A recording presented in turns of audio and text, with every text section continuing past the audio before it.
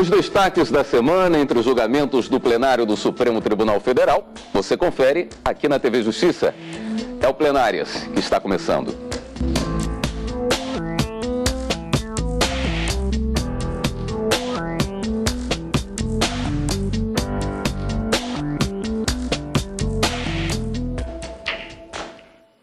Sessões dos dias 17 e 18 de maio de 2017. Karina Zucolotto, tivemos uma semana, eu diria que atípica, tanto na quarta quanto na quinta, tivemos sessões mais curtas em razão de um baixo cloro, uma menor quantidade de ministros, uma ausência justificada de alguns ministros, sessões breves, mas com decisões. Sem dúvida, William. Na quarta-feira, os ministros acabaram decidindo uma questão envolvendo o direito de propriedade, um direito fundamental previsto no artigo 5º da Constituição, e a possibilidade de se confiscar bens apreendidos em razão de tráfico de drogas, sem que houvesse uma comprovação da habitualidade da utilização desses bens para a finalidade desse crime. Os ministros afastaram o entendimento do Tribunal de Justiça do Paraná, que entendia que haveria necessidade de se provar essa habitualidade para se determinar o confisco ou a expropriação desses bens, uma das limitações previstas na Constituição sobre esse direito de propriedade, que é essa possibilidade de confisco ou expropriação, que a Constituição utiliza essas duas expressões lá no artigo 243. Mas na quinta-feira, uma sessão também bastante sumária, com o julgamento que foi retomado, mas ainda não concluído, e envolve um assunto de interesse de vários servidores públicos com deficiência. Os ministros retomaram na quinta-feira o julgamento de um recurso, na verdade, um mandado de injunção, uma ação constitucional que possibilita que o Poder Judiciário sane uma omissão legislativa acerca de um determinado assunto, para se buscar a aplicação, por analogia, de uma lei existente e garantir a esses servidores públicos com deficiência uma aposentadoria especial. Esses foram os dois grandes temas e os dois únicos temas tratados no plenário do Supremo Tribunal Federal dessa semana, como você disse, em razão da ausência justificada de alguns ministros no plenário. Na quarta, alguns julgamentos não foram realizados porque as matérias eram de natureza eminentemente constitucional e com menos de 8 ministros podendo votar e participar do julgamento, eles não poderiam ser apregoados, já que em um dos assuntos que estavam previstos na pauta de julgamento da quarta-feira, o ministro Dias Toffoli estava impedido, salvo engano, acho que era o ministro Dias Toffoli, ele não poderia participar do julgamento e aí a sessão foi encerrada em razão dessa falta de quórum para a discussão de matéria constitucional. E na quinta-feira, a sessão acabou sendo encerrada também, porque os assuntos eram correlatos, um mandado de injunção era da relatoria do ministro Gilmar Mendes, ausente justificadamente, e aí nós tivemos essa semana com essas sessões sumárias, mas com discussão de grandes temas constitucionais. Perfeito. Vamos acompanhar uma matéria produzida sobre a sessão de quarta-feira, onde o Supremo Tribunal Federal decidiu que bem de traficante pode ser confiscado, mesmo sem ter sido usado em crimes. A decisão do plenário foi por 6-2. Os ministros entenderam que os bens apreendidos em decorrência do tráfico de drogas, mesmo que não tenham sido utilizados de forma habitual para a prática do crime, podem ser confiscados e leiloados. O caso tratava de um carro apreendido durante a prisão de uma quadrilha de traficantes. O grupo foi condenado a 5 anos de prisão e a sentença determinou a perda do veículo. Depois, o Tribunal de Justiça do Paraná afastou a perda do bem, alegando que não haviam provas de que o veículo era usado habitualmente para o transporte de drogas. O Ministério Público, então, recorreu dessa decisão aqui ao Supremo. Se você exige a habitualidade no uso do veículo para o tráfico de entorpecentes, é muito fácil para o tráfico simplesmente alterar os veículos toda vez que houver o tráfico de entorpecentes.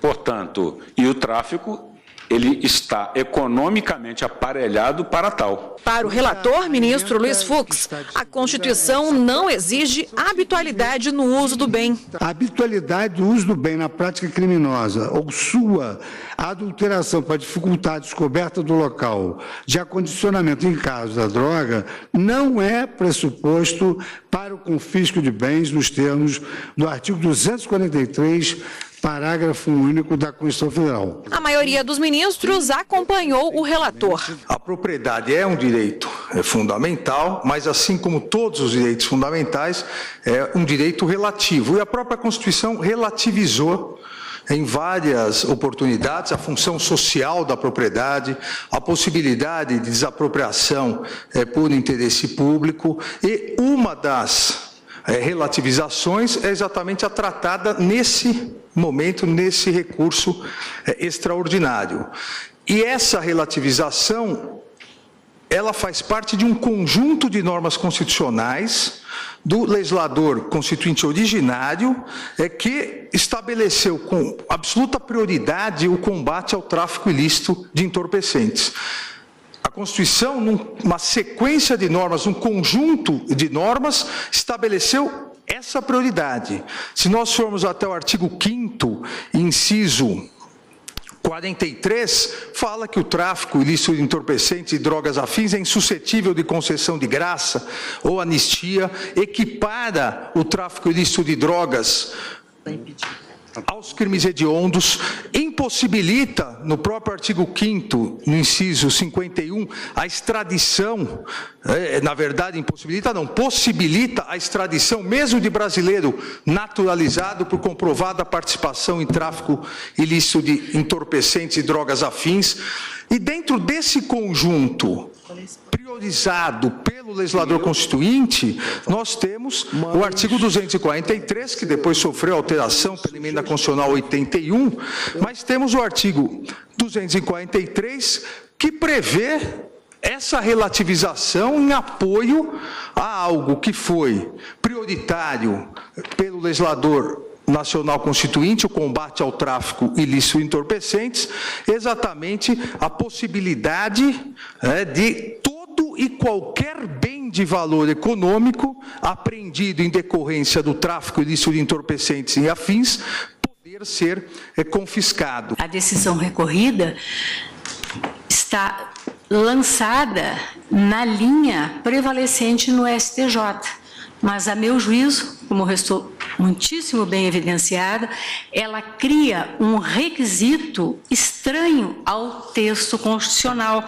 de uma clareza, com todo respeito, meridiana, ao proclamar que todo e qualquer bem de valor econômico apreendido em decorrência do tráfico ilícito de entorpecentes e drogas afins, e aí da exploração do trabalho escravo, será confiscado e reverterá a fundo especial com destinação específica na forma da lei. Aqui não se exige a habitualidade nem a utilização do bem de forma reiterada ou adaptada quanto ao tráfico.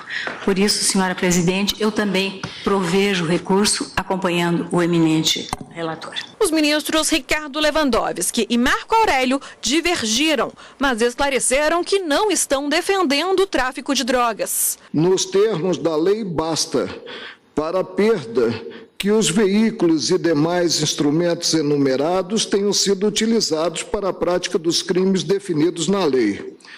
Deverá, porém, o juiz, para não chegar a um resultado abusivo, determinar a perda apenas dos instrumentos direta e intencionalmente colocados como instrumentos do crime, e não os que ocasionalmente estejam ligados à conduta incriminada. Não somos a favor do tráfico de drogas. Ninguém. Isso é um mal que deve ser combatido com toda intensidade pelo Estado brasileiro, pelas autoridades do país, mas é que, evidentemente, mesmo nas guerras mundiais, existem regras, existem princípios a serem observados.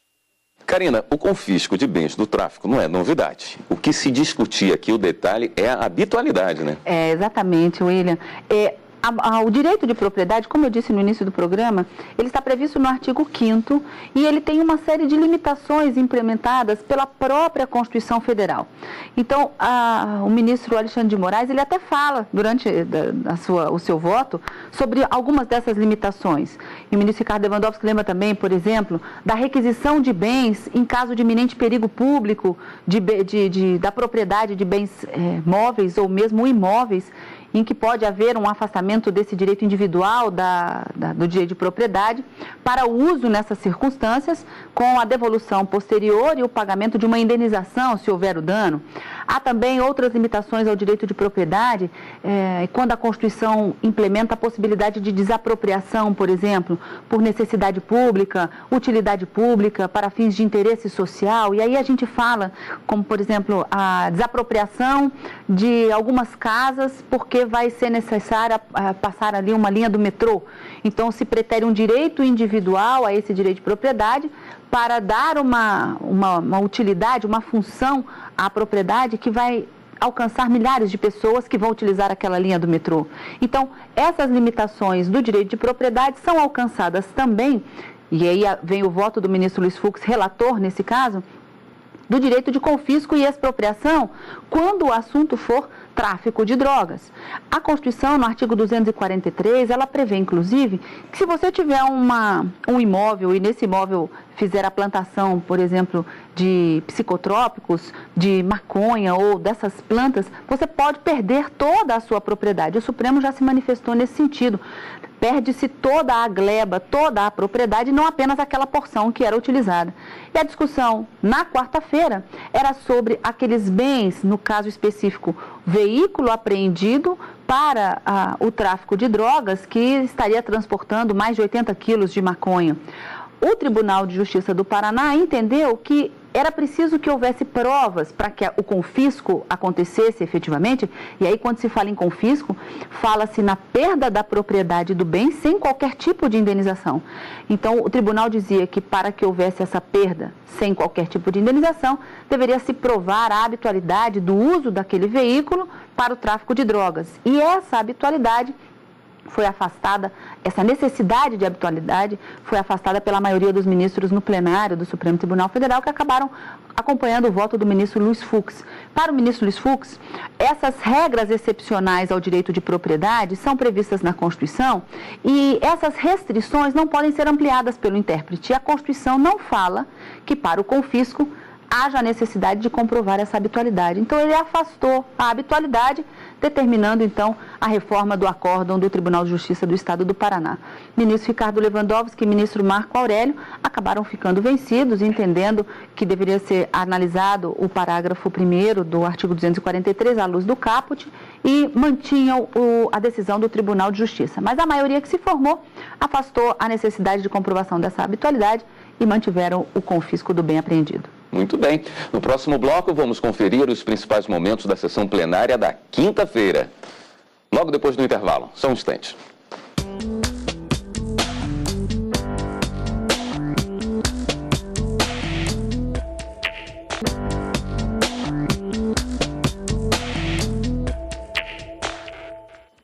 Estamos de volta com plenárias, agora com os destaques da sessão plenária desta quinta-feira no Supremo Tribunal Federal. O plenário do STF retomou o julgamento sobre concessão de aposentadoria especial para servidores com deficiência. O julgamento foi retomado com o voto vista do ministro Edson Fachin. Os ministros estão analisando um recurso em que a União pede que a Lei Complementar 142 de 2013, que regulamenta a concessão de aposentadoria de segurado com deficiência e inserido no regime geral de previdência social, seja aplicada aos servidores públicos com deficiência, inclusive para o período anterior à sua edição. O relator ministro Luiz Fux havia concedido o pedido para garantir a aposentadoria especial nos termos do artigo 57 da Lei 8.213 de 91, que trata dos benefícios da Previdência, mas reconsiderou a decisão para determinar que a lei complementar fosse aplicada tão logo entrasse em vigor. A União recorreu, pedindo a aplicação retroativa.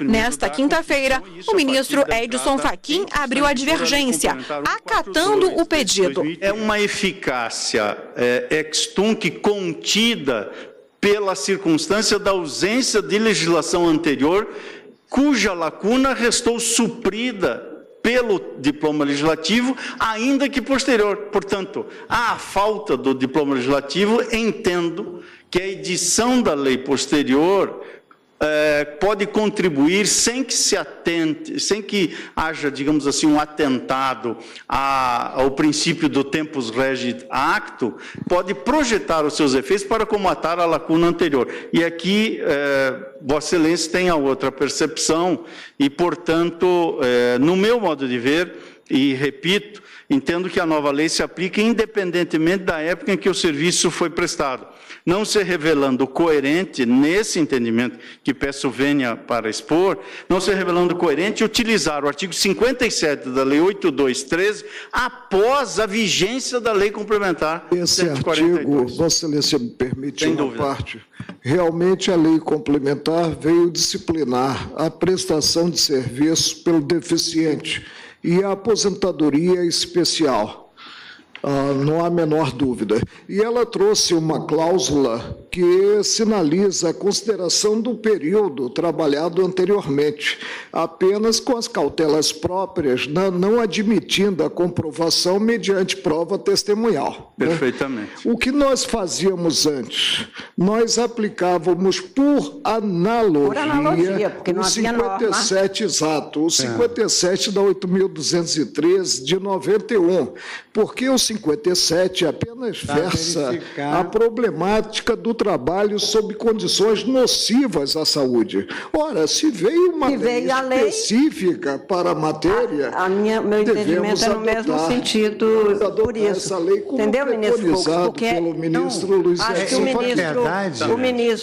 que o ministro Marco Aurélio enfatiza, que o ministro Edson Fachin tinha dito, era exatamente, nem é um efeito retroperante da lei. Na verdade, agora eu preciso saber o que eu aplico como...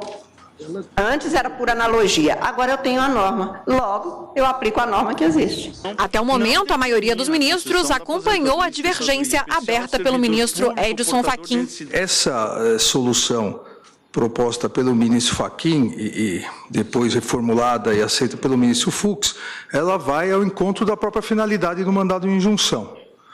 Ou seja, o mandado de injunção, a criação toda dele é para combater a inércia legislativa e o que nós chamamos, né, de síndrome de inefetividade das normas constitucionais, ou seja, para que se dê efetividade às normas constitucionais.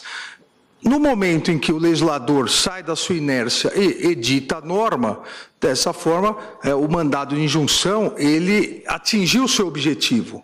Consequentemente, deve ser, a meu ver, como aqui decidido, substituído pela legislação editada. E uma segunda complementação, a própria lei, a nova lei do mandado de injunção, a 13.300, de 2016, do qual um dos grandes artífices foi o saudoso ministro Theory, a lei coloca no artigo 11, a 13.300, que a norma regulamentadora superveniente produzirá efeitos ex nunc, ou seja, para frente, somente em relação aos beneficiados por decisão transitada em julgado. Ou seja, vindo também ao encontro da ideia de que o mandado de injunção, ou aquela interpretação que se deu, ela guarda a edição da lei. O advento da Lei Complementar 142 de 2013 aplicava por analogia, como muito bem ressaltou o ministro Marco Aurélio, o artigo 57 da Lei 8213 de 91. Mas com a superveniência desta Lei Complementar 142, não há mais lacuna a ser comatada. Portanto, nada mais justo, nada mais correto, inclusive porque beneficia o deficiente, que se retroaja às disposições desta lei complementar para que, enfim, esses efeitos atinjam aqueles que impetraram o mandado de injunção. Nós estávamos aplicando o critério analógico com base em algo que se aproximava, dizia respeito a servidores, mas não a esta aposentadoria especial. Lembro que na discussão do caso, que é muito específico, relatado pelo ministro Dias Toffoli, em que se tem expressamente a questão da aplicação às situações anteriores, ordem concedida para viabilizar que tenha seu pedido, e aí se diz, impossibilidade da aplicação analógica do artigo 57 da Lei 8.203 nos períodos de prestação de serviço anteriores à vigência da lei complementar. É que sobreveio uma lei que trata do tema. Então, esta a dificuldade com que se defronta o aplicador da lei no caso. O ministro Luiz Fux, que havia reajustado seu voto para acompanhar o entendimento do ministro Edson Fachin, pediu vista regimental, que acabou suspendendo o julgamento da ação.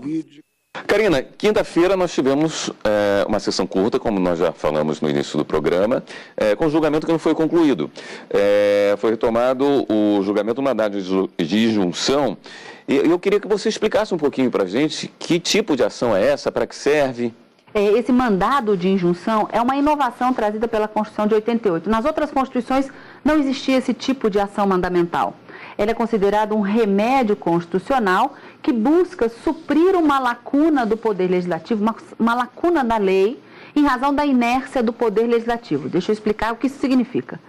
A Constituição prevê alguns direitos fundamentais e prerrogativas que envolvem cidadania, nacionalidade, soberania, e muitas vezes trata-se de uma norma de eficácia limitada que, para que esse direito seja exercitado, é preciso que uma lei regulamente para que haja a efetivação, a concretização daquele direito fundamental previsto na Constituição. E quando essa lei regulamentar ela não existe, como eu disse, em razão da inércia do Poder Legislativo, o mandado de injunção é a ação constitucional prevista para se buscar no Judiciário uma solução para esse direito ser efetivado. Então, aqui no caso, o Sindicato dos Servidores ingressa com o mandado de injunção para dizer que os servidores públicos com deficiência, de acordo com a Constituição, têm direito a uma aposentadoria especial, mas que a lei dessa aposentadoria especial ainda não foi feita pelo Poder Legislativo. Existe, portanto, uma lacuna na lei, uma omissão, uma inércia do Legislativo ou da autoridade competente para fazê-lo. E busca aqui no Poder Judiciário uma solução para que esses servidores públicos com deficiência tenham um prazo contado de forma diferente, a menor, para que eles possam se aposentar. Isso é que se trata essa aposentadoria especial. Você foge do regime geral, em que a maior parte das pessoas estão incluídas dentro dos requisitos previstos na lei para se aposentar, para se criar uma aposentadoria especial para esses servidores. O ministro Luiz Fux, relator desse mandado de injunção, já havia decidido no sentido de se aplicar por analogia a Lei Geral do Regime da Previdência, a lei que é aplicada para mim, para você, para quem não é servidor público, diante da lacuna da lei específica, para os servidores públicos, até que uma legislação sobreviesse. E em 2014, foi editada a Lei Complementar 142, em 2013, a Lei Complementar 142 foi editada para trazer uma aposentadoria especial para as pessoas com deficiência, não para os servidores, mas para as pessoas em geral com deficiência. E o ministro acabou reconsiderando a sua decisão para dizer, bom, agora nós temos uma lei específica que garante a aposentadoria especial a essas pessoas com deficiência. Como ainda não existe a lei específica para os servidores públicos com deficiência, vamos pegar essa lei de 2013 e vamos aplicar a eles, por analogia, até que o Poder Legislativo faça efetivamente a lei dos servidores. E o que foi discutido e foi retomada a discussão agora, essa semana, na quinta-feira, no plenário, é o efeito retroativo dessa lei complementar de 2013. Então, o Supremo, até agora, entende que é possível, sim, aplicar por analogia essa lei, 142, mas a discussão que fez interromper mais uma vez o julgamento foi a partir do voto do ministro Edson Fachin, com quem acabou sendo retomado o julgamento desse agravo regimental, nesse mandado de injunção na quinta-feira, em que o ministro entende que é possível aplicar por analogia essa lei, concordando até aí com o relator, ministro Luiz Fux, mas aplicando de forma retroativa aos demais cargos em razão dessa omissão legislativa. E o ministro Luiz Fux, relator, diante dessa ponderação, que acabou sendo seguida por alguns ministros que estavam presentes na corte, seguindo esse mesmo entendimento do ministro Edson Fachin, ele preferiu suspender, pedir a suspensão do julgamento para melhor analisar a questão e trazer esse assunto, mais uma vez, ao plenário do Supremo para uma decisão definitiva. Então, a grande discussão na quinta-feira, foi essa aposentadoria especial para os servidores públicos com deficiência e a aplicação, por analogia, da Lei Complementar 142 de 2013, que trata justamente desse assunto, não especificamente para servidores, mas que poderá ser aplicada para os servidores públicos, afastando essa omissão legislativa, portanto, que está prevista e que as autoridades não trabalharam ainda e não fizeram essa legislação para que os direitos desses servidores sejam garantidos e efetivados nos termos da Constituição. Ok, Karina. Bom, o Plenárias de hoje vai ficando por aqui. A gente se encontra na segunda-feira, Jornal da Justiça, segunda edição, às 18h30. Eu e você, Karina, volta com o Carlos Eduardo na quarta-feira, na sessão. Na quarta e na quinta, direto do plenário, a partir das 14 horas. E no Plenárias, da semana que vem, eu e você de novo. Estamos juntos. Muito obrigado pela sua audiência e continue aqui na TV Justiça.